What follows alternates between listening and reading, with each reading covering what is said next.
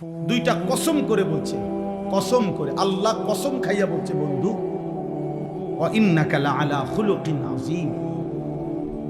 আল্লাহ দুইবার কসম করছে। আল্লাহ বলছে, বন্ধু যেই কলম দিয়ে আমি আমার তাকদীর লেখাইছিলাম, ওই কলমের কসম, তাকদীরের মধ্যে আমি যত কথা আমার সৃষ্টির তাকদীর লেখাইছি, এই সমস্ত তাকদীরের সব কথা, সমস্ত সিদ্ধান্ত, এই পুরা কথার কসম আমি দুইটা কসম করে বলতেছি, ওয়া ইন্নাকা লাআলা খুলুকিন আযীম। এই গোটা পৃথিবীবাসীর জন্য ইসরাফিলের ফু পর্যন্ত বন্ধু আমি আপনাকেই সর্বশ্রেষ্ঠ, সর্বশ্রেষ্ঠ, সর্বোত্তম, সুমহান, উত্তম চরিত্র, উত্তম আখলাক, উত্তম জিন্দেগি সাজিয়ে আমি আল্লাহ পাঠাইছি। আপনার 63 বছর বন্ধু আমি সাজাইছি। আপনার হাসি, আপনার কান্না, আপনার হাঁটা, আপনার চলা, আপনার ঘুম, আপনার আহার, আপনার নিদ্রা, আপনার রাত, আপনার দিন, আপনার ঘর, আপনার সংসার, আপনার আচরণ, আপনার উচ্চারণ, আপনার কথাবার্তা, আপনার চুল, আপনার চেহারা, আপনার লেবাস, আপনার পোশাক, আপনার হাসি, আপনার পানি খাওয়ার পদ্ধতি, ঘুমানোর পদ্ধতি, পেশাব পায়খানা, ঢুকা বের হওয়া। আর কাফেররা বলতো, নাউজুবিল্লাহ, মক্কার কুরাইশরা, কাফেররা উঠতে বসতে নবীজির বিরুদ্ধে বলতো, মুহাম্মদ একজন পাগল। আল্লাহ তাআলা বলছে, কসম করে বলছি বন্ধু, নুন আল কালামি ওয়া মা ইয়াসতুরুন, আমি আল্লাহ কসম করে বললাম, মা আনতা বিনিআমাতি রাব্বিকা বিমাজনুন। না রে বন্ধু, এই বেঈমানরা ভুল বলছে, আমি আল্লাহ দুইটা কসম করে বলতেছি, আপনি বন্ধু পাগল নন। সুবহান। কেন? বিনিআমাতি রাব্বিকা, আপনার উপরে 24 ঘন্টা আমি আল্লাহর নিয়ামত, রহমত বর্ষিত হয়। এমন নিয়ামত প্রাপ্ত বন্ধু, এমন রহমত প্রাপ্ত বন্ধু আমার, আপনি পাগল হইতে পারেন না। এবার নবী যেন বলতেছে, আল্লাহ তাইলে ওরা যে আমারে কয় পাগল। আল্লাহ বলতেছে, আপনি একটু ধৈর্য ধরেন, আপনি সবর করেন দোস্ত, আপনি দাওয়াত দেন, আপনি দিন প্রচার করেন, কালেমার দাওয়াত দিতে থাকেন, আপনার মেহনত আপনি করতে থাকেন। আমি ওয়াদা দিচ্ছি, এই যে ওয়া ইন্না লাকা লাআজরান গায়রা মামনুন, আল্লাহ তাআলা বলেন, যতবার আপনাকে তারা গালি দিবে, মন্দ বলবে, অত্যাচার করবে, জুলুম করবে, নির্যাতন করবে, বিরোধিতা করবে, আমি আল্লাহ ওয়াদা দিলাম, বিনিময়ে প্রতিবার আপনার প্রতি সেকেন্ডের মেহনতের বিনিময়ে আমি আল্লাহ হিসাব ছাড়া অফুরন্ত পুরস্কার বিনিময় আপনাকে দিতেই থাকবো, দিতেই থাকবো, দিতেই থাকবো, দিতেই থাকবো। গালি দেবে একবার, আমি রব পুরস্কার দেব 100 বার। আপনাকে মন্দ বলবে একবার, আমি বন্ধু আপনার মর্যাদা উঠায় দেব 1,000,000 বার।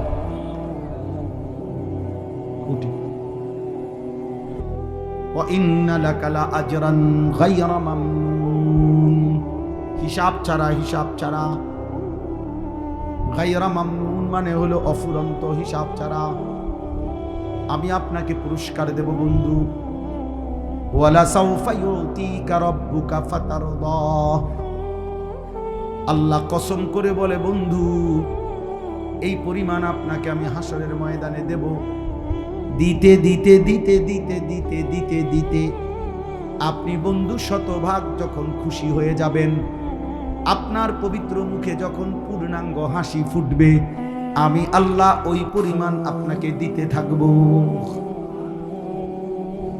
ওয়ালা সাউফা ইউতিকা রাব্বুকা ফাতারদা, দেব বন্ধু আপনাকে শাফাতের অধিকার, আপনাকে দেব হাউজে কাউসার, আপনাকে দেব প্রথম সেজদা হাসরের ময়দানে করবার সুযোগ আমি বন্ধু আপনাকেই দেব।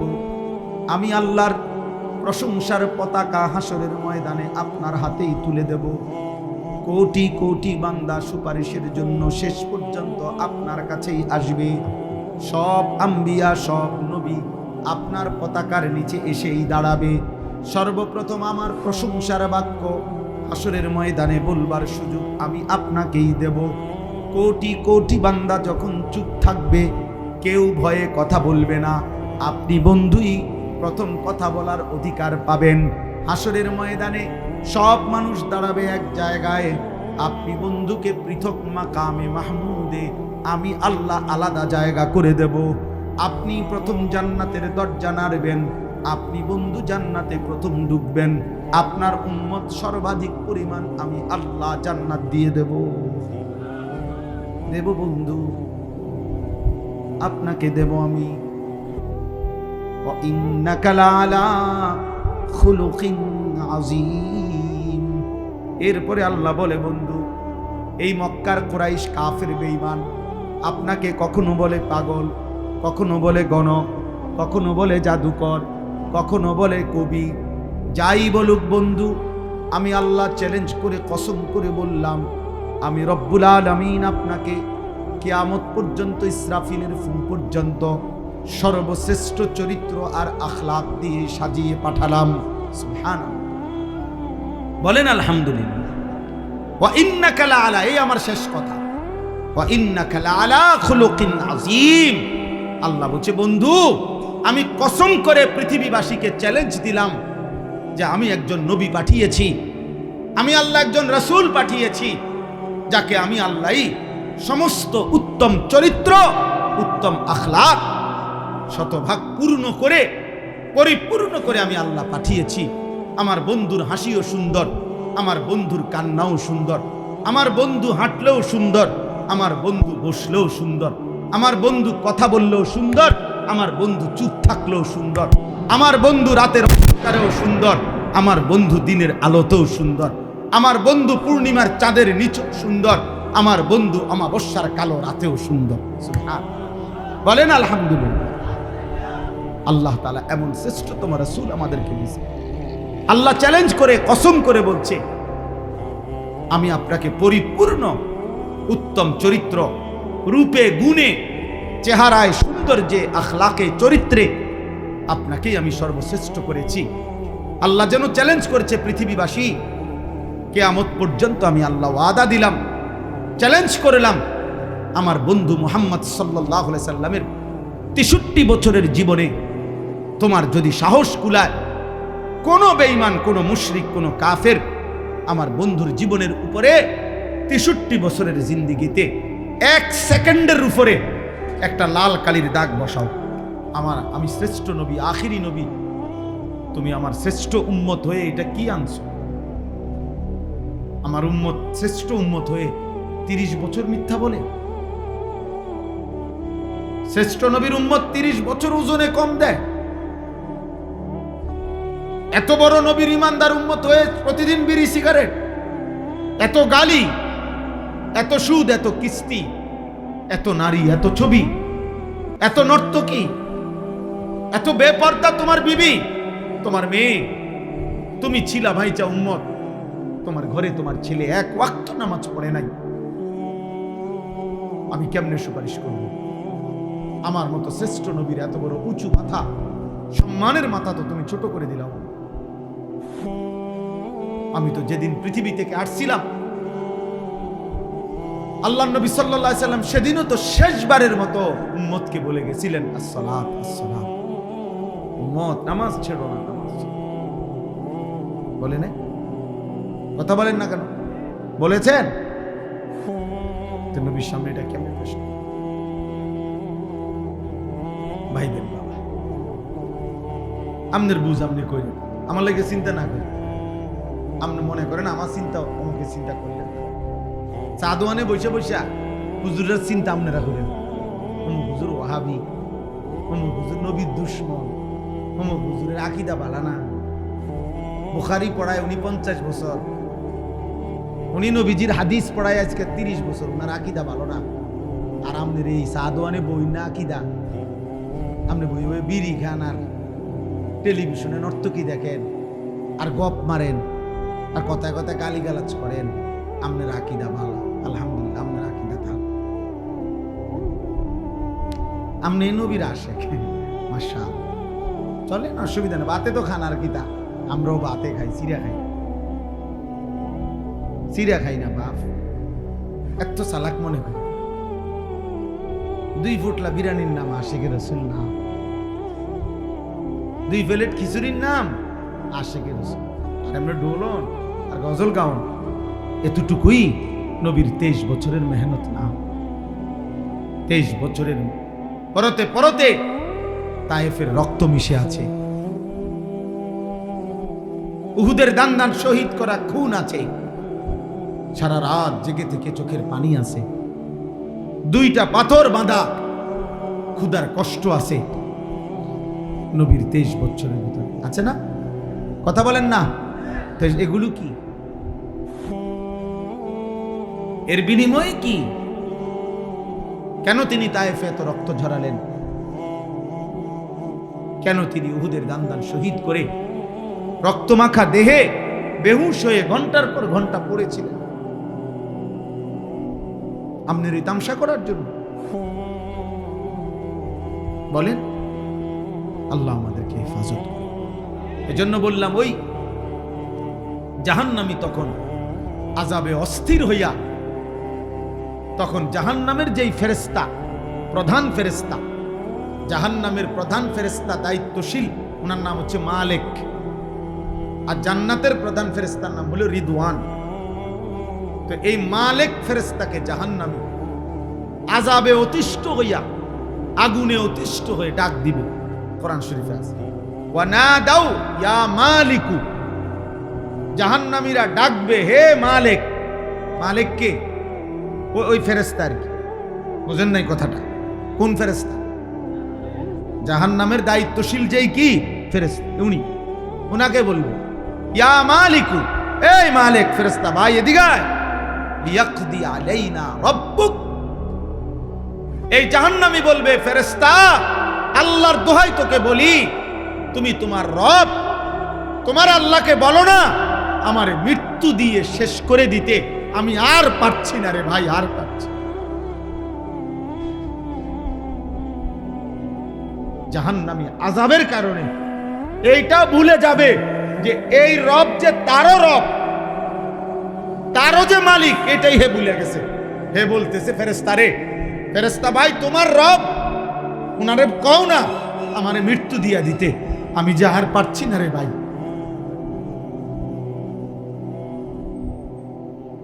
কি মনে করছেন দোস্ত? আখিরাত মামুলি, জাহান্নামের আযাব খামখেয়ালি। ছেলেরা তোমরা কি বুঝে, কি হিসাবে? আমার বাপ একটা ছেলেও যারা 1 ওয়াক্ত নামাজ পড়ো না, প্রিয় সন্তান কেন এমন করতেছ? যারা কোনোদিন ফজরের নামাজ পড়ো না বাপ, এমন কেন করছেন? প্রতিদিন যারা বিড়ি সিগারেট খান, আসলে আপনি কি ভাবতেছেন? আমাদের কাছে আমার হাত জোড় করে অনুরোধ, যারা সুদ খান, কিস্তি নেন, এই হারামখোর, আপনি কি মনে করতেছেন? আসলে কি মানে আপনি সুপারিশ দিবেন কেমনে? কেমনে সুপারিশ নিবেন? কেমনে? নবীজি জিলাপি দিয়া? কথা বলে না? আপনি ফেরেশতারে জিলাপি দিবেন, ফেরেশতারে বিরিয়ানির ফুটলা দিবেন নাকি? তো কি আসলে কি? আপনারা বলে ইনসাফ করেন, ইনসাফ, ইনসাফ করিয়েন। আমি যদি আর কোনোদিন না আসি, একবারই আসলাম, একবারই বলে ফেলে, ধাক্কা ধাক্কি মূল মাকসাদ না, কারোর সাথে ঠেলাঠেলি করা মূল মাকসাদ না। আমরা সবাই কবরেই চলে যাব বাপ, ইনসাফ করে বলেন কেন? তাইলে এই যদি হালাল হারাম, নবীর একজন উম্মত যদি হালাল হারাম মানার কোনো দরকারই না হয়, তো হালাল হারামের কথাগুলো কেন বলা হইল তাহলে? আরে বলেন না কেন, কেন বলা হলো তাহলে? পাক নাফাকের কথা বলছে তাইলে কার জন্য? নবীর সুন্নাত গুলো তাইলে কার জন্য? কে মানতো বললা আমারে কোন? আমার কথা বুঝতেছেন আপনারা? আপনার বিচারে কি কন? আপনার বিবেকে কি বলে? আপনার ইনসাফ করে মাথা খাটা, আমি কোনো ফককে যাইয়েন আপনার, আমি কোনো আমার দলে বা আমার দরবার আমার মুরিদ বানানোর জন্য কোনো কাগজ নিয়ে আইছিলাম। আমি আমার পথে আসছি, আমি আমার পথে যাবো, কিন্তু আপনার বিবেক কি? 365 দিনে যে কোনো দিন ফজরের নামাজ কোনো দিন পড়ে নাই, এই হাইওয়ান নবীজিরা আসে? কথা বল না, তো আপনার বিবেকে বলে এটা? বলেন না, আপনার বিবেকে কয় এটা নবীরা আসে? এক বছরে কোনোদিন ফজরের নামাজ পড়লি না, নাফরমান, তুই কেমনে নবীরা আসে? আরে মিথ্যাবাদী, এত বড় মিথ্যুক মুসলমান হয় কেমন? এত বড় ধোঁকাবাজ মুসলমান হয় কেমন? এত বড় প্রতারণা। আমি এই জন্য উদাত্ত কণ্ঠে সবসময় বলি যে হে আল্লাহর বান্দারা, পীর বলেন, মাশায়েখ বলেন, ওলামা বলেন, বক্তা বলেন, কমপক্ষে ভাই আমি হাত জোড় করে অনুরোধ করি, আপনি আপনার পক্ষের অনুসারী যে কয়জন, যার যে কয়জন, অগরে আখিরাতের ব্যাপারে ধোঁকা দিয়েন না। অগরে আখিরাতের ব্যাপারে ধোঁকা দিয়েন না। আখিরাতের ব্যাপারে ধোঁকা দিয়ে সামান্য কয়টা টাকা পয়সা কিংবা সামান্য একটু দুনিয়াবি মুনাফা, এর জন্য কোন আল্লাহর বান্দাকে ধোঁকা দিয়ে। আপনার অনুসারী আপনার কাছেই থাকুক, আপনার মুরিদ আপনার কাছেই থাকুক, পরে আপনি আপনার মুরিদ সাথে নিয়ে নবী সাল্লাল্লাহু আলাইহি সাল্লামের একটা একটা সুন্নাতের উপরে ওঠেন, আমল করে, কোরআনের একটা একটা হুকুমের উপরে চেষ্টা করে। আপনি যদি বলেন হুজুর আমনগো মধ্যেও তো কত কমতি আছে, হুজুরগো মধ্যেও তো কত দোষের অভাব, হুজুররাও তো কত আমল করে না, হ্যাঁ করে না, আমি তো বলি। আমরা কি বেহেশতের থেকে আসছি এখন? তো তাইলে আমি কি বেহেশতের থেকে আসছি? আমি ক্যান্টনমেন্ট থেকে আসছি, কুমিল্লা ক্যান্টনমেন্ট। তাইলে আমার যদি ত্রুটি হয় তো আপনি আমার লেগে দোয়া করবেন। আমরা আপনাদের জন্য দোয়া করি না? তো আমরা আপনাদের কাছ থেকে দোয়া প্রাপ্য না? কথা বলেন না কেন? তো আপনি আমার জন্য দোয়া করবেন যে আল্লাহ আলেমদেরকে, হুজুরদেরকে আল্লাহ ওনাদেরকেও নেক আমলের তৌফিক দেন, ওনাদেরকেও জান্নাতওয়ালা আমলের তৌফিক দেন। তা ভালো না? আপনার জন্য আমি দোয়া করছি, আপনি আমার জন্য দোয়া করবেন। আল্লাহ যেন আমার ঘাটতি ফুরাইয়া দেয়, আমার মধ্যে যেটা কমতি আল্লাহ যেন এটা পূরণ করে দেয়। আমি তো বেহেশতে আমার নামে তো কি টেন্ডার হয়ে যায় না? আমাকে হিসাব দিতে হবে কিনা, আপনাকে দিতে হবে কিনা, একই মাঠে কিনা, কথা বলেন না, এক জায়গায় কিনা, একই মালিকের সামনে কিনা। তাহলে এজন্য খুব সাবধান। ছেলেরা তোমাদেরকেও বলে, আল মুমিন, রাসূল বলছেন সাল্লাল্লাহু আলাইহি ওয়াসাল্লাম, মুমিন কাউকে ধোঁকা দেয় না, আবার মুমিন ধোঁকাও খায় না। লা ইয়াখদাউ ওয়ালা ইউখদা, পরিষ্কার হাদিস। নবীজি সাল্লাল্লাহু আলাইহি ওয়াসাল্লাম বলেন মুমিন কাউকে ধোঁকা দেয় না, আবার মুমিন এত বেকুবও না যে তারে ধোঁকা দিয়ে লাইব, এমন। আপনারা শুনেন নাই এমন বুজুর্গদের কথাও আছে যারা 70 বছর আল্লাহর ইবাদত করছে, 90 বছর আল্লাহর ইবাদত করছে, মৃত্যুর মুহূর্তে ইবলিস শয়তান আইসা বলছে আমি তোর রব, আমি তোর উপরে খুশি হইয়া তোর সব মাফ করে দিলাম, নামাজ আর কোনো আমল করতে হবে না। তো বহু আউলিয়া কেরামের জীবনীতে আছে, ওনারা ওই মুহূর্ত বলছে তুই শয়তান। কারণ কোন ইমানদারের উপরে আল্লাহর হুকুমে ইমানদারের নিঃশ্বাস পর্যন্ত ইবাদত আমল মওকুফ হতে পারে না। না না না, দৈন্তার নাই কেন? অতএব তুই শয়তান, বুঝা যায়। কোরআনুল কারীমের মধ্যে আছে ওয়া'বুদ রাব্বাকা হাত্তা ইয়াতিয়াকাল ইয়াকিন। আল্লাহ তাআলা বলছে বন্ধু, মৃত্যু আসা পর্যন্ত আপনি আপনার রবের ইবাদত করুন। ফাস্তাকিম কামা উমিরতা। কোরআনুল কারীমে আছে, আমাদের নবীকে আল্লাহ বলছে বন্ধু, আপনাকে যে আদেশগুলো করা হয়েছে দ্বীন শরীয়তের নামে, আপনি দৃঢ়তার সাথে, মজবুতির সাথে অটল থাকেন, একটি বিধানও ছাড়বেন না, এক সুতাও। এজন্য নবীজি বলছে সাল্লাল্লাহু আলাইহি সাল্লাম যে হে মক্কাবাসী, আমার ডান হাতে যদি সূর্য এনে দাও, বাম হাতে যদি চাঁদও এনে দাও, আর আমাকে যদি বলো আমার কালেমার দাওয়াত ছেড়ে দিতে, আল্লাহর কসম আমি ছাড়ব না। তামাম দুনিয়া দিলেও আমি ছাড়ব। তো রাসূলুল্লাহ সাল্লাল্লাহু আলাইহি সাল্লাম বলছেন। তো এই জন্য বললাম, জাহান্নামী বলবে হে ফেরেশতা মালিক, তোমার রবকে বলো আমাকে মৃত্যু দিতে। মানে ইনি যে তার রব, হে আমরা দেশে কয় না বেটা এমন পিডা পিট, বাপের নাম সুদ্ধা তোর 14 গোষ্ঠীর নাম ভুলাই দিল। জাহান্নামের আযাবে নাফরমান তার নিজের রবের কথাই বলেছে। ক্বালা ইন্নাকুম মাকিসুন, কোরআনে আল্লাহ বলে ওই ফেরেশতা মালিক বলবে, না ভাই আর কোনোদিন তুমি মুক্তি পাবা না, এখানেই তোমাকে অনন্তকাল এভাবেই আযাবে পড়ে থাকতে হবে। ক্বালা ইন্নাকুম মাকিসুন, এভাবেই পড়ে থাকো, অবস্থান করতে থাকো, আর কোনোদিন ফিরবা না।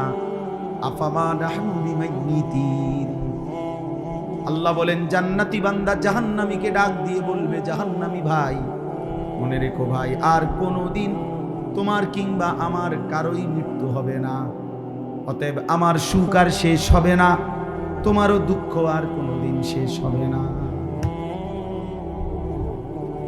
আফামা নাহনু বিমাইয়িতিন, আর কোনোদিন আমাদের কারোই মৃত্যু হবে না। জান্নাত চিরস্থায়ী, জাহান্নামও চিরস্থায়ী। আল্লাহ মাফ করে দেন।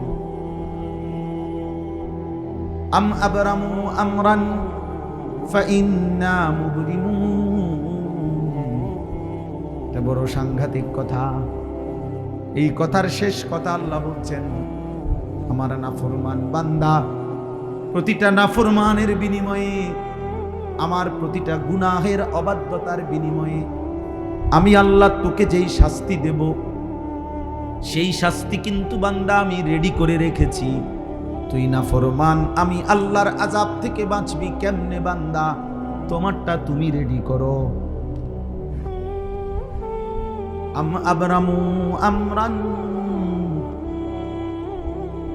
আল্লাহ বলছে তোমরা তোমাদের বেঁচে থাকার ব্যবস্থা তৈরি করো, আমি কিন্তু আমার শাস্তি রেডি করে রাখছি।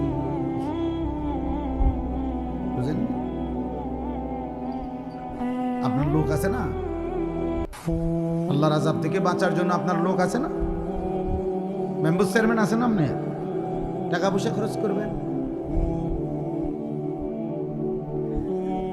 লোক জনবল খবর দিবেন।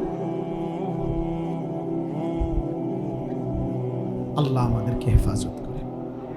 অতএব আমি আপনাদের কাছে বললাম, একজন মুমিন, একজন মুসলমান সর্বদাই ইবাদত আমলের মধ্যে লেগে থাকা, গুনাহ থেকে বাঁচার প্রাণান্তকর চেষ্টা করা, এটাই নবীর ভালোবাসা, এটাই আল্লাহর ভালোবাসা, এটাই ধর্মের ইসলামের ভালোবাসা, এটাই কোরআনের ভালোবাসা, এটাই জান্নাতের ভালোবাসা, এটাই জাহান্নাম থেকে বাঁচার চেষ্টা। শর্টকাট কোনো বুদ্ধি নাই, আসলেই নাই।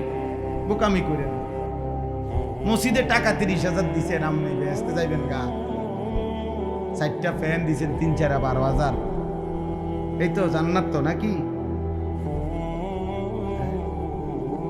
কি মনে হয়? কেউ যদি 100 কোটি টাকাও দান করে, তো দান সাদাকা, আপনি যে কোনো আলেমকে জিজ্ঞাসা করেন, এটা তো ইসলামী শরীয়তের একটি আমল, কথা বোঝেন নাই? দান সাদাকা এটা পুরা ইসলাম নাকি ইসলামের একটি আমল?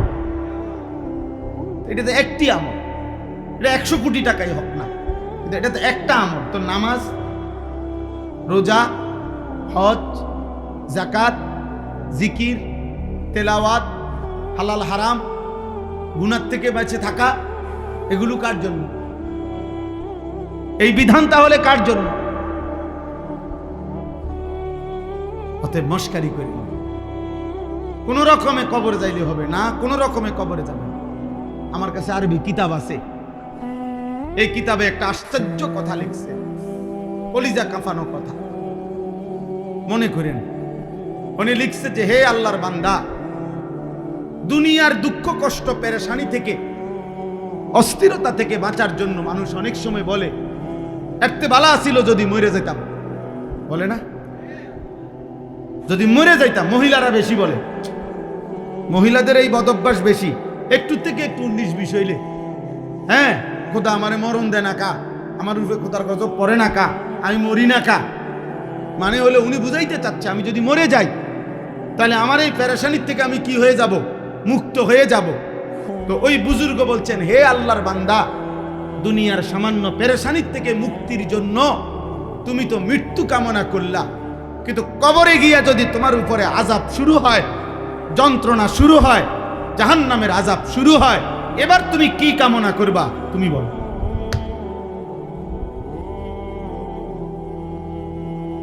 বুঝেন নাই কথা? এবার কি চাইবেন? এখন কি বলবেন? এখন কি বলবেন? এখন বলবেন যে এবার যদি দুনিয়া আবার আসতে পারতাম, নাকি আপনি বুঝিয়ে না আপ ডাউন করবেন? কবর থেকে আবার আসা যায় তো? আখিরাত থেকে আবার আসা যায় তো? দুনিয়ার সামান্য পেরেশানি যদি এমন লাগে যে কথায় কথায় আমরা বলতেছি এতে মরে গেলে ভালো ছিল, তো কবরের আযাবের পেরেশানি কেমন হবে? জাহান্নামের পেরেশানি কেমন হবে? আল্লাহ আমাদেরকে হেফাজত করেন। কিশোর নওজোয়ান ছেলে, তোমাদেরকে বলছি, তোমাদের চেহারা দেখে বোঝা যায় বাবা, অনেক ছেলে, আহা কতদিন হয় নামাজ, চেহারা দেখলেই বোঝা যায়। বেনামাজির চেহারা দয়া মায়াহীন চেহারা। যার কপালে সেজদা নাই ও কোনো মানুষের বাচ্চা না। মুসলমানের বাচ্চা তো দূরে থাক, ও কোনো মানুষের বাচ্চা না। সেজদাবিহীন যেই কপাল সেজদা দেয় না আল্লাহকে, ও কোনো মানুষের বাচ্চা। ও আনআম, ও হলো চতুষ্প জন্তু, হলো জানোয়ার। জানোয়ার, এটা জানোয়ার। ভাত খায়, ঘুম যায়, পেশাব পায়খানা করে। আরে খানা তো কুত্তাও খায়, খায় না? কুত্তাও তো পেশাব পায়খানা করে, কুত্তাও তো ঘুম যায়, কুত্তারও তো যৌন চাহিদা পূরণ হয়, এই জন্য কুত্তারও তো বাচ্চা হয়। তো জীবন মানে যদি হয় খানা আর পেশাব পায়খানা আর লজ্জাস্থানের চাহিদা পূরণ আর ঘুম, এতটুকুন নামই যদি হয় জিন্দিগি, এই জীবনের সাথে জানোয়ারের তফাৎ কি? কথা বলে না, পার্থক্য কি? বলো না ছেলেরা, বাপ তোমরা যারা মনে করছো নারী দেখা, ছবি দেখা, মোবাইলের উলঙ্গ দৃশ্য দেখা এরই নাম জীবন, এভাবেই রাত কাটে, এভাবেই দিন কাটে, এই জীবনের সাথে হাইওয়ান জানোয়ারের পার্থক্য কি? একটা ছেলে বলে, কার মতো চুল রাখছো? কার মতো? তোমার কোনো নবী নাই, তোমার কোনো সৃষ্টিকর্তা নাই, তোমার কোনো ধর্ম নাই, তোমার কোনো কিতাব নাই, তোমার একজন না রসুল আছে যিনি 23 বছর তোমার জন্য কাঁদছেন, তোমার না একজন নবী আছে যিনি সারা রাত চোখের পানি ফেলে বুক ভাসাইছেন, তোমার না একজন রসুল আছে যিনি তায়েফের ময়দানে রক্ত মাখা শরীরে পায়ের তালুর সাথে জুতা মুবারক এমন ভাবে জমাট বাইধা লাগছে, নবীর সাহাবী জায়েদ বলছে আমি কোনোভাবেই নবীজির জুতা খুলতে পারতেছিলাম না রক্তের কারণে।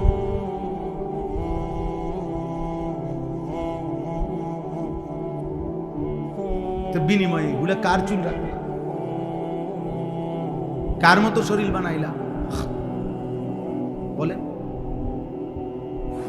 ইনসাফ করে কি বললেন? কিতাবে আছে নবীজি তার বহু গুনাহগার নাফরমান পাপী উম্মতকে পিঠ, নবীজির চাদর সরাইয়া দেখাবেন যে উম্মত দেখো আমার পিঠ, দেখো আমার পিঠ চালনির মতো ছিদ্র ছিদ্র হয়ে গেছে, তায়েফের পাথরের আঘাতে আমার পিঠটা ঝাঁঝরা হয়ে গেছে। বিনিময়ে আমি তুমি উম্মতের কাছে কিছুই পাইলাম। আজকে 20 বছর 10 বছর প্রতিদিন দাড়ি কাটতেছেন, কারে পছন্দ করে? কি মনে করছেন সুন্দর লাগে দাড়ি কাটলে? আপনি কোন যুক্তিতে বলেন? কোন যুক্তিতে দাড়ি কাটতে সুন্দর? পৃথিবীর কোন বেঈমান, কসম খোদার, আমার নাম আনিসুর রহমান, আমি বললাম পৃথিবীর কোন বেঈমান, কোন মুশরিক, কোন মুরতাদ, কোন নাস্তিক, কোন হিন্দু, কোন বৌদ্ধ, কোন ইহুদি, কোন খ্রিস্টান, কোন কেউ আজ পর্যন্ত পৃথিবীতে দাড়ি কাটলে ন্যূনতম কোনো শারীরিক উপকার, চিকিৎসা বিজ্ঞানের উপকার, মানসিক কোনো উপকার, সামাজিক কোনো উপকার, সৌন্দর্যময়ের কিছু, এটা প্রমাণ করতে সায়েন্টিফিক ভাবে যুক্তি দিয়া, দলিল দিয়া, কোরআন সুন্নাহ লাগবে না, এমনি কোনো প্রমাণ দিয়ে খোদার কসম আজ পর্যন্ত প্রমাণ করতে কোনো বেঈমানেও পারে নাই, কোনো বেঈমানেও পারে। আপনার কাছে চ্যালেঞ্জ করলেন। আমি জেনারেল লাইনেও পড়ুয়া ছাত্র, আমি কুমিল্লা ভিক্টোরিয়া কলেজ থেকে মাস্টার্স পাস করছি, বিজ্ঞান বিভাগের ছাত্র, আমি সায়েন্স থেকে দাখিল পাস করছি, কওমি মাদ্রাসা তো পুরো দাওরায়ে হাদিস পড়ছি। আমি আমার বুঝাই দেখাই না কোনখানে এটা লেখছে, কবিরাজি পদ্ধতিতে বা হোমিও পদ্ধতিতে বা আয়ুর্বেদিক পদ্ধতিতে কোনো উপকার আছে? নাই, কোনো উপকার, কোনো সৌন্দর্য নাই, দাড়িবিহীন চেহারায় কোনো সৌন্দর্য নাই, পৃথিবীর কেউ প্রমাণ করতে পারে না।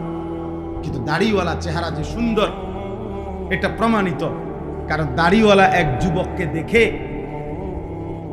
এই পৃথিবীতে 40 জন নারী এক পলক দেখা, 1 মিনিটেই ওই দাড়িওয়ালা যুবকের সৌন্দর্য দেখা নিজেদের হাতের আঙ্গুল ছুরি দিয়ে কাইটা ফেলছে। ওই যুবককে বলে না, আবার বলেন, ইউসুফ আলাইহিস সালাম নামে সেই যুবক কি দাড়িওয়ালা ছিল না দাড়িবিহীন? তাহলে দাড়ি কাটুন না, একটা দলিল দেখা, একটা ঘটনা বলে হুজুর অমুক রূপকথার মধ্যে আছে বা অমুক কিচ্ছার মধ্যে আছে, কিচ্ছার মধ্যেও তো নাই, গল্প কাহিনীর মধ্যেও তো নাই। নবী সাল্লাল্লাহু আলাইহি সাল্লামকে প্রত্যাখ্যান কইরেন না। ছেলেরা চুল সুন্দর করে, এই ডান দিকে বড় চুল, বাম দিকে বড় চুল, সামনে বড় চুল, এগুলো বেঈমানের চুল, মুশরিকের চুল, মুরতাদের চুল, ইহুদির চুল, মুসলমানের চুল। আর এটা নিয়ম, কোনো মাটির কোনায় যদি একটু পায়খানা লাগে, ওই মাটির মধ্যে পর্যন্ত দুর্গন্ধ, বাতাসের মধ্যে পর্যন্ত দুর্গন্ধ লাগে, নাকে মানুষের দুর্গন্ধ লাগে। কি রে, কোনানে কেটা পেশাব করলো নাকি? কোনান দিয়ে কি কোনো পায়খানার গন্ধ পায়? সামান্য একটু পায়খানা মাটিকে পর্যন্ত দুর্গন্ধ বানায় ফেলছে, জামাটাকে, পোশাকটাকে, কাপড়টাকে দুর্গন্ধ বানায় ফেলছে, এমনকি বাতাসের মধ্যে মধ্যে দুর্গন্ধ ছড়াই দিছে, তাহলে নাকে লাগলো কেমনে?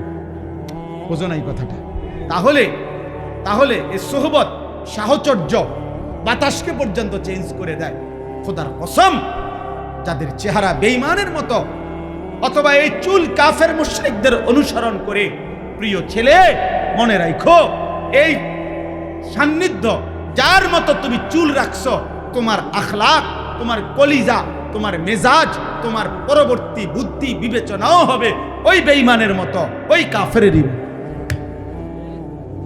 আপনি চুল রাখবেন বেঈমানের মতো, আর আপনার চরিত্র হবে জোনায়েদ বাগদাদির মতো। ভূতে গিলাইছে, হ্যাঁ, ভূতে নিয়ে গিলাইছে। হ্যাঁ, আপনি সারাদিনে পেশাব কইরা একবারও পানি নিবেন না, টয়লেট পেপার ব্যবহার করবেন না, আপনার আখলাক হবে বাইজিদ বোস্তামির মতো। ভূতে গিলাইছে, আপনার আখলাক হবে তো হাইওয়ান, জানোয়ারের মতো। বলে ইনসাফ করে বলে। হ্যাঁ, দুর্গন্ধ বিড়ি সিগারেটওয়ালা মুখ যাদের, বয়স্ক মাঝবয়সী চাচা, লজ্জা থাকলে মোমেন হলে ছেড়ে দেন, নাই তো প্রমাণ করেন, এখন দাঁড়াইয়া প্রতিবাদ করেন যে হুজুর এটা মুসলমানের চিহ্ন, ইমানদারের চিহ্ন, এই পৃথিবীর কোন আউলিয়ার চিহ্ন, এই বাংলাদেশের কোন আউলিয়ার চিহ্ন, কোন আলেমের পরিচয় এটা, কোন দিনদার মানুষের পরিচয় এটা, কোন সেজদাওয়ালা পরিচয় এটা, কোন নবী প্রেমিকের পরিচয় এটা। এই পৃথিবীর 1450 বছরের ইতিহাসে দাড়িওয়ালা, আরে বিড়ি সিগারেটওয়ালা কোন মানুষ, ইমানদার, নেককার আল্লাহর প্রিয় বান্দা ছিল, আছে, হয়েছে এমন একটা প্রমাণ দেখা। কথা বুঝেন নাই আমার? তা আপনি কেন বিড়ি খাবেন? কেন সিগারেট খাবেন? কেন দাড়ি কাটবেন? বলো ছেলেরা, বাবা, আপনাদের স্ত্রী কেন বেপরদা হবে? আল্লাহ তাআলা বলছেন, আমার কথা শুনেন এবার, দেখেন কোরআন থেকে আল্লাহ তাআলা বলছেন, রব্বুল আলামিন একজন মুমিন চূড়ান্তভাবে চিন্তা মুক্ত হবে কখন? পেরেশান মুক্ত হবে কখন? জান্নাতে ঢুকবে যখন। কখন? وقالوا الحمد لله الذي أذهب عنا الحزن إن ربنا لغفور شكور। এই যে আল্লাহ বলেন, জান্নাতি বান্দাগণ জান্নাতে প্রবেশ করে বলবে, আলহামদুলিল্লাহিল্লাযী আযহাবা আন্নাল হাযান, আল্লাহ আপনার প্রশংসা করছি, আজকেই আমার জীবন থেকে সমস্ত চিন্তা জীবনের তরে বিদায় নিল, বিদায় নিল। এই চিন্তা নয়তো ফুলসিরাতের উপরে দাঁড়ায় ও টেনশন আছে, যদি পড়ে যায়, যদি পড়ে যায়, তখন যদি ঠিক মতো পার হইতে না পারে। হাদিসের মধ্যে, বিশুদ্ধ হাদিসে আছে, নবী সাল্লাল্লাহু আলাইহি ওয়াসাল্লাম বলছেন, ওয়া হাফাতাইস সিরাত কালালিবু মুআল্লাকা।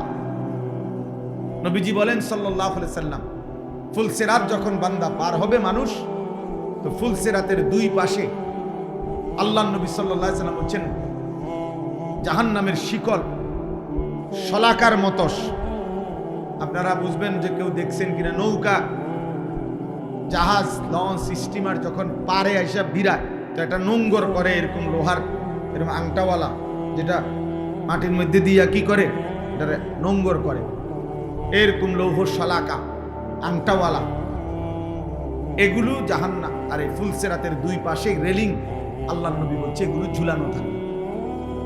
আর এই মানুষ পার হইতে যাবে, অসংখ্য মানুষকে এই আংটাগুলো টেনে ধরে তার শরীর ছিন্ন ভিন্ন করে, ক্ষত বিক্ষত করে জাহান্নামে। তাহলে এক মুমিন নিশ্চিন্ত হবে, সফল হবে, চিন্তা মুক্ত হবে, পেরেশান মুক্ত হবে, সেদিন জান্নাতে যাবে। এর আগ পর্যন্ত তার পেরেশান, তার পেরেশান। কোরআনুল কারীমের মধ্যে আছে, জান্নাতের ঘোষণা হওয়ার পরে আল্লাহ তাআলা বলবে, ইয়া ইবাদি লা খাউফুন আলাইকুমুল ইয়াওমা ওয়ালা আনতুম তাহজানুন। হে আমার বান্দাগণ, আজ তোমাদের আর কোনো ভয় নাই, চিন্তাও নাই। উদখুলুল জান্নাতা আনতুম ওয়া আজওয়াজুকুম তুহবারুন। তোমরা সকলেই তোমাদের ঘনিষ্ঠ বন্ধুদেরকে নিয়ে, ইমানদার নেককার সাথীদেরকে নিয়ে মিলে মিশে একসাথে খুশি খুশি আনন্দ চিত্তে উদখুলুল জান্নাহ, জান্নাতে ঢোকো। আচ্ছা, কোনো টেনশন নেই। আল্লাহ তাআলা তাহলে বাপ, এটা বড় বিষয় আমাদের। ऐसे रहे या वैसे रहे, वहां देखना फिर कैसे रहे। দুনিয়া একভাবে না একভাবে তো থাকলেন, সুখে কিংবা দুঃখে, আনন্দ কিংবা বেদনায়, হাসি কিংবা কান্নায়, সচ্ছল কিংবা ফকির, ধনী কিংবা গরিব, কোনো না কোনো ভাবে তো দুনিয়া পার হয়ে যায়। সুখের রাতও ভোর হয়, দুঃখের রাতও ভোর হয়, বাসর রাতও ভোর হয়ে যায়, ফাঁসির রাতও ভোর হয়ে যায়। দুনিয়া তো কাঁদলেও মরে যাবেন, হাসলেও মরে যাবেন, সুখে থাকলেও মরে যাবেন, দুঃখে থাকলেও মরে যাবেন, রাজপ্রাসাদের অট্টালিকাতে থাকলেও মরে যাবেন, জীর্ণ কুঠির কুড়ে ঘরে থাকলেও মরে যাবেন, তিন বেলা ঠিক মতো খানা পাইলেও মরে যাবেন, আর অভুক্ত থাকলেও মরে যাবেন। অতএব দুনিয়া ছেড়েই দিতে হবে, একভাবে না একভাবে সময়টা পার হয়েই যাবে। কিন্তু ওয়াহা দেখনা ফের কিসে রাহে, আসল দেখার বিষয় তো হলো যে সেখানে কেমন থাকবেন, আখেরাতে কেমন থাকবেন। খোদার কসম, যদি আখেরাতে একবার হাসে বান্দা আর কাঁদবে না, আখেরাতে যদি একবার কাঁদে আর কোনোদিন হাসবে আর হাসবে। লা ইউফাত্তারু আনহুম ওয়া হুম ফীহি মুবলিসুন। কোরআনুল কারীমের মধ্যে আল্লাহ তাআলা বলেন, সমস্ত জাহান্নামী নাফরমান জাহান্নামের মধ্যে এক সেকেন্ডের জন্য আযাবের কোনো বিরতি মিলবে না। ফাতরাত মানে বিরতি। লা ইউফাত্তারু আনহুম, কোন জাহান্নামীকে তার জাহান্নামে এক সেকেন্ডের বিরতি দেয়া হবে না। অহুম ফীহি মুবলিসুন, আর অনন্তকাল যাবত তারা জাহান্নামের মধ্যে বিষণ্ণ মলিন চেহারা নিয়েই পড়ে থাকে। কোনোদিন হাসি ফুটবে না, কোনোদিন হাসি ফুটবে না। হাজার লক্ষ কোটি বছরেও কোনোদিন হাসি ফুটবে না। আল্লাহ তাআলা বলেছেন, ফাঁসির আসামিও কখনো হতে পারে 3 ঘন্টা পরে তার ফাঁসি, তখনও সে তার বিবি বাচ্চা দেখলে বা কেউরে দেখলে হাসতে পারে। ক্যান্সার আক্রান্ত রোগী যার মৃত্যু আর কয়েকদিন, হয়তো সে জানে ওই মানুষটাও হসপিটালের বেডে হাসপাতালের সিটে, সেও হয়তো কখনো একটা মুচকি হাসি দিতে পারে, হইতে পারে দুনিয়ায়।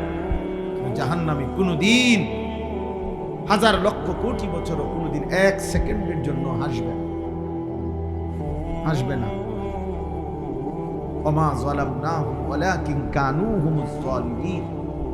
আল্লাহ তাআলা বলেন, জাহান্নামী বারবার চিৎকার করবে আর আল্লাহ বলবে, বান্দা আমি তোমার উপরে জুলুম করি নাই, তুমি নিজেই নিজের উপরে জুলুম করেছো।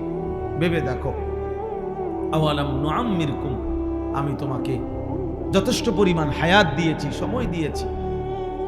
ওয়াজাআকুমুন নাযীর, আমার পক্ষ থেকে ভয় প্রদর্শনকারী বান্দা, কখনো ইমাম, খতিব, আলেম, আউলিয়া, পীর, বুজুর্গ, নবী, রসুল, কিতাব, এগুলোর মাধ্যমে আমি জাহান্নামের ভয় দেখাইছি, সব আমি ঠিক করে দিছিলাম। কিন্তু তুমি পাত্তা দাও নাই, না হায়াতের কদর করলে, না উলামায়ে কেরামের কথাকে কদর করলা। ফাযুকু, অতএব এখন জাহান্নামের আযাবই ভোগ করো। ফামা লিয-যালিমিনা মিন আনসার, আল্লাহ বলবেন, হে নাফরমান, আজ এই গোটা হাসরের ময়দানে, আজ এই আখিরাতের জায়গায় কোন জালেম, পাপী, নাফরমানের জন্য একজনও সাহায্যকারী নেই। আজ কেউ সাহায্য করবে, আমার থেকে ফিরে যাইবা, এরপরে অন্য কেউ সাহায্য করবে টেহা খাইয়া? জি না। তোমারও দলের লোক আছে, আমাদের দলেরও আলাদা লোক আছে না? কেউ কেউ। আল্লাহ বলবেন, আমি সময় দিছিলাম, দুপুর 1টা বাজে জোহরের আজান হইছে, তো বিকাল 4:30 বাজে আবার আসরের আজান হইছে। 3.5 ঘন্টা পরে আল্লাহ বলেন, বান্দা 10 রাকাত নামাজ জোহর পড়তে 3.5 ঘন্টা সময় লাগে না, কিন্তু আমি দিছিলাম, আমি হায়াত দিছিলাম তোমারে। তুমি ভেবে দেখো, 4 রাকাত ফজরের নামাজ পড়তে 1 ঘন্টা সময় লাগে না, আমি সময় দিছিলাম, তুমি কদর করো। এখন আর সাহায্যকারী মিলবে। কোরআনুল কারীমের মধ্যে আছে, জাহান্নামী তখন বলবে, ওয়ানাদাউ ইয়া মালিকু লিয়াকদি আলাইনা রাব্বুক ক্বালা ইন্নাকুম মাকিসুন। বাপ শুনেন, ছেলেরা শোনো, বাপ কমপক্ষে নিজেরে নিয়ে একটু হইলো ভাই, ডানে বামে কেউরে নিয়ে ভাবলা না, কোনোদিন চিনলাও না মানুষ। তোমার দায়িত্ব কি, কর্তব্য কি মানুষের জন্য, সমাজের জন্য, দেশের জন্য? অনেক ছেলে আছে হয়তো ভাবও নাই, অনেক বাবা আছেন ভাবেনও নাই, কিন্তু কমপক্ষে এতটুকু যে আপনি নিজেকে নিয়ে একবার চোখ বন্ধ করে ভাইবেন, যে যেই অবস্থায় আছেন এই অবস্থায় হাসরের ময়দানে দাঁড়াইতে পারবেন তো? আল্লাহ পাকের সামনে হিসাব দিতে পারবেন? নবী সাল্লাল্লাহু আলাইহি ওয়াসাল্লাম উম্মতের প্রত্যেকের আমলনামা দেখবে, সুপারিশ আমাদের মামুর বাড়ির সম্পত্তি না, হাউজে কাউসারের পানি আপনাকে সাফ কলের পানি না, আপনি সিপ দিবেন আর পানি করে দেবেন। হাউজে কাউসারের পানি নিত, কাগজপত্র দেখাইতো। সুপারিশ নিতে হলেও নবী সাল্লাল্লাহু আলাইহি সাল্লামের ফাইলপত্র দেখাইতো না। কি মনে করছেন নবীজির সুপারিশ মানে কি? আপনার ঘরে অনেকে বলে দিছে, আপনি কারো হয়তো ভুল বুঝছেন। নবীর সুপারিশ মানে কি বাপ? আল্লাহর নবী বলে দিছে, উম্মত 60 বছর পর্যন্ত বিড়ি খাইতে খাইতে কবরে আসবা, আর আমি নবী তোমারে হাসরের ময়দানে সুপারিশ করে জান্নাত দিয়ে দিব। এই তো সুপারিশ না? মৃত্যু পর্যন্ত সুদের টাকা না, সুদের লেনদেন, কিস্তির লেনদেন কইরা প্রয়োজনে তুমি কবরে আয়া ফিরবা, তোমার বাচ্চা কাচ্চা পরে সুদ টানবো, কিস্তি টানবে, তারা সুদ করবে, তুমি টেনশন করো না। আমি নবী তোমারে হাসরের ময়দানে তোমার মতো সুদ করে হারাম কররে আমি সুপারিশ করে বেহেশত দিয়ে দিব, তুমি কোনো ঘাবড়াইও না। এই তো না? তাইলে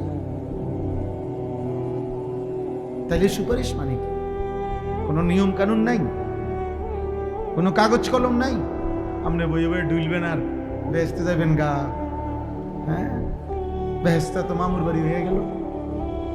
হাসরের ময়দান এটা ফুটবল খেলার মাঠ মনে করছে? বলেন বাবা।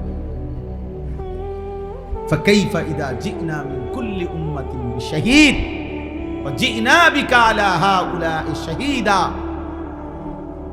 সূরা নিসার এই আয়াতের মধ্যে আল্লাহ তাআলা নবীজিকে স্পষ্ট বলছে, বন্ধু আপনার উম্মতকে আপনার সামনে আপনি দাঁড়ানো থাকবেন, আপনার সামনে আপনার উম্মতকে পেশ করা হবে, আপনি একটা একটা আমলনামা দেখবেন, আপনার সামনেই খোলা হবে, আপনি দেখবেন, আপনি দেখবেন। নবী সাল্লাল্লাহু আলাইহি সাল্লাম খুলবেন কাগজপত্র, দেখবেন যে উম্মত, যেই ছেলে বাবা 365 দিন খোদার এক বছরে কোনদিন ফজরের নামাজ পড়ো নাই, হায় নাফরমান, নবী যখন দেখবে 30 বছর আমার উম্মত সুদ খাইছে, 60 বছর বয়স বিড়ি সিগারেট ছাড়া একটা দিন চলেনি, 60 বছর বয়স এই পর্যন্ত টেলিভিশন, নাটক, সিনেমা, চা দোকানের নর্তকী দেখে হায়াত শেষ করছে, সারা রাত আমার নওজোয়ান উম্মত উলঙ্গ ছবি আর নারী, মোবাইলে জিনা ব্যভিচারের দৃশ্য দেখছে বছরের পর বছর, দিনের পর দিন। নবী কিছু বলবে না তখন? না, নবী কিছু বলবে না। নবী বলবে, আসো আমি সুপারিশ করে দিয়ে দিই তোমার। তাহলে তিনি 23 বছরে হালাল হারামের কথা বললেন কেন? পাক নাফাকের কথা বললেন কেন?